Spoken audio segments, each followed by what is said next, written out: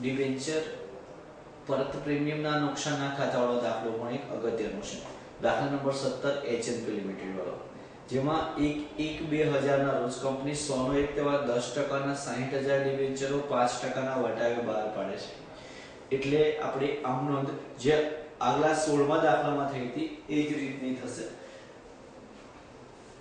Bank ખાતે ઉધાર, debenture વટાવ ખાતે ઉધાર,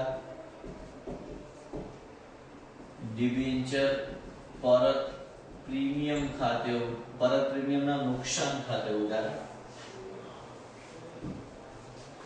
ડિબેન્ચર પરતના નુકસાન ખાતે ઉધાર તે 10% ના ડિબેન્ચર ખાતે અને તે ડિબેન્ચર પરત પ્રીમિયમ ખાતે. 100 રૂપિયાનો ડિબેન્ચર 10% ના 10% વાળો 5% ના વટાવે બહાર પાડ્યો છે. એટલે કંપનીને એક ડિબેન્ચર ઉપર 5 રૂપિયા લેખે 60000 ડિબેન્ચરનું વટાવનું નુકસાન 3 લાખ થશે.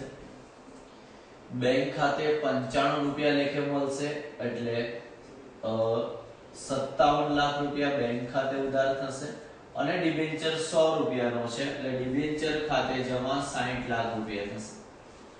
ત્યારબાદ કંપની 5% ના પ્રીમિયમે પરત કરે છે એટલે 100 રૂપિયાના 5% પ્રીમિયમ એટલે 5 રૂપિયા ગુણ્યા 60000 એટલે 3 લાખ રૂપિયા.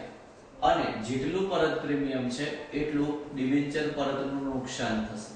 તો દાખલા નંબર 16 ના બીજા પોઈન્ટની જેમ જ અહીંયા તમારે ડિબેન્ચર પરત પ્રીમિયમ જેટલી રકમથી જમા થાય છે તેટલી જ રકમથી ડિબેન્ચર પરતનું નુકસાન ઉધાર થશે. અહીંયા દાખલામાં ડિબેન્ચર પરત નુકસાનની નું ખાતું બનાવવાનું છે.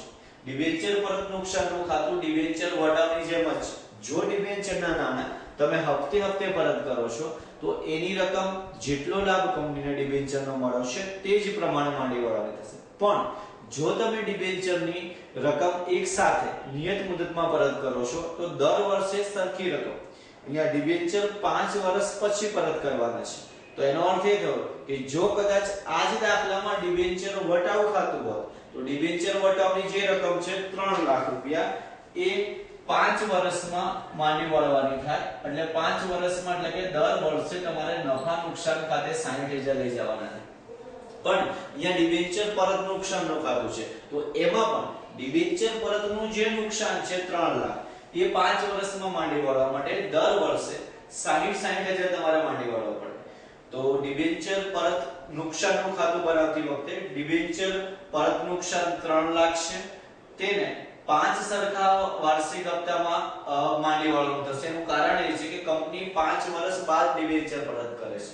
કદાચ આ જ ડિબેન્ચર કંપની 6 વર્ષ પછી પરત કરતી હોય તો ડિબેન્ચર પરતનું જે નુકસાન છે એ 3 લાખ 6 વર્ષમાં માંડી વળવાનું. કદાચ ડિબેન્ચર કંપની 10 વર્ષ બાદ પરત કરતી હોય તો 3 લાખ છે 10 સરખા હપ્તામાં એટલે કે દર વર્ષે 30,000 માંડી વળવા પડે.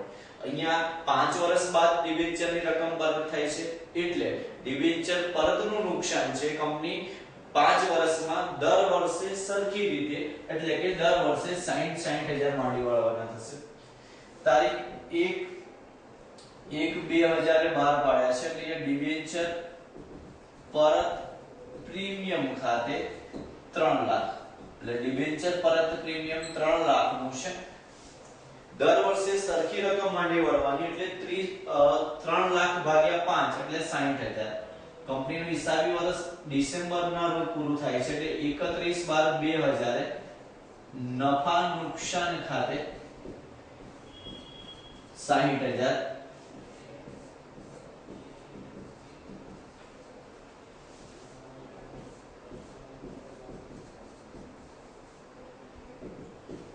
બાકી આગળ લઈ ગયા 2,40,000 1/1/2001 બાકી આગળ લાવ્યા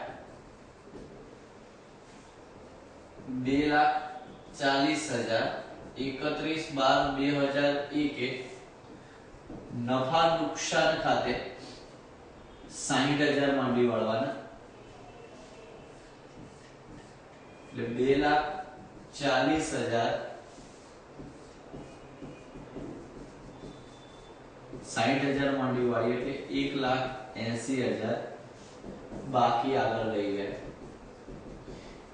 5 વર્ષના અંતે ડિબેન્ચર પરનું નુકસાન શૂન્ય નું ખાતું શૂન્ય થઈ જશે. એટલે કે 5 વર્ષમાં દર વર્ષે 60,000 માં ડિવાળશો એટલે ખાતું શૂન્ય થઈ જશે. 3 માર્ક્સના દાખલામાં માત્ર તમારે ડિબેન્ચર પરનું નુકસાન છે એ ખાતું અને ડિબેન્ચર બહાર પાડવાની આમણ લખવાની છે. એટલે આ દાખલો મહત્વનો છે. એટલે ડિબેન્ચર મૂળ કિંમતે બહાર પાડી મૂળ કિંમતે પરત કરવાનો દાખલા આપણે અગાઉ જોયા. ડિબેન્ચર વટાવથી બહાર પાડી મૂળ કિંમતે, પ્રીમિયમથી બહાર પાડી મૂળ કિંમતે, અને ત્યારબાદ ડિબેન્ચર વટાવથી બહાર પાડી અને પ્રીમિયમથી પરત કરવાના, તેમજ મૂળ કિંમતે બહાર પાડી પરત પ્રીમિયમના દાખલા આપણે આવી ગયા છે.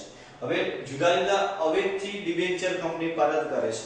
એટલે કે જે લોકોને ડિબેન્ચરના નાણાં કંપની પરત કરવા માંગે છે એ લોકોને જુદા જુદા ઓપ્શન આપે છે કે તમારે કયો વિકલ્પ સ્વીકારે છે.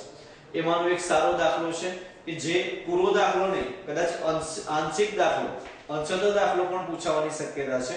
120 નંબરના પેજ ઉપર 21 નંબરનો દાખલો અમરેલી લિમિટેડ વાળો. એમાં કંપનીએ 100 નો એક ડિબેન્ચર, 10,000 ડિબેન્ચર 10% મૂળ કિંમતે બહાર પાડીને 10% પ્રીમિયમથી પરત કરવાના છે. એટલે જે આમનો અગાઉ આપણે જે લખી છે એની એ જ રિપીટ થશે. 4 ઓપ્શન છે. પરીક્ષામાં 2 માર્ક્સના દાખલામાં 2 અલગ અલગ ઓપ્શન પૂછાઈ શકે.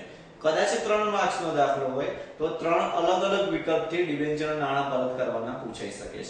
તો પહેલા ડિબેન્ચર બહાર પાડવાની જે આપણે આમનોંધ છે એ આપણને ખબર છે, જે અગાઉ આપણે 3 થી 4 દાખલામાં જોઈ ચૂક્યા છીએ.